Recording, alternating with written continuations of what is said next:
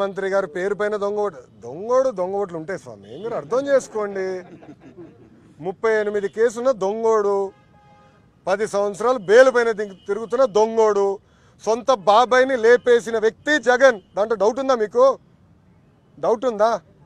సిబిఐని రానికుండా చేశారు ఆంధ్ర రాష్ట్రానికి, అవినాష్ రెడ్డిని కాపాడేదానికి. సో దొంగ ఆయన పేరు పైన దొంగ ఓట్లు ఉండవని మీరు ఎట్లా అనుకున్నారు? ఆయన ఫోటోల పైన కూడా దొంగ ఓట్లు ఉన్నాయి కదా, ఆయన మీడియా మిత్రులు కూడా చూపించారు, మేము కూడా పెట్టాం కదా బయటికి. మళ్ళీ దొంగోడు నుంచి మంచి పరిపాలన ఆశిస్తున్నారు మీరు. భలే ఉన్నారు స్వామి. 38 కేసులు ఉన్నాయి.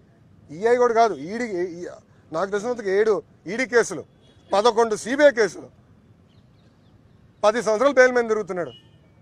చూడండి, ఏం తప్పు చేయని చంద్రబాబు నాయుడు గారిని 38 కేసులు ఉన్న వ్యక్తి 53 రోజులు జ్యుడిషియల్ రిమాండ్కి పంపించాడు. అది ఈరోజు రాజ్యాంగం పరిస్థితి. అందుకే ఆ రాజ్యాంగం పేరు రాజారెడ్డి రాజ్యాంగం అని పెట్టిన. మొదటి 2019 నుంచి తెలుగుదేశం పార్టీ చాలా స్పష్టంగా చెప్పింది, అంబేద్కర్ గారు రాసిన రాజ్యాంగం కాదు ఇది, రాజారెడ్డి రాజ్యాంగం అమలు అవుతుంది. అది ఇప్పుడు వాస్తవాన్ని ప్రజలు కూడా తెలుసుకున్నారు.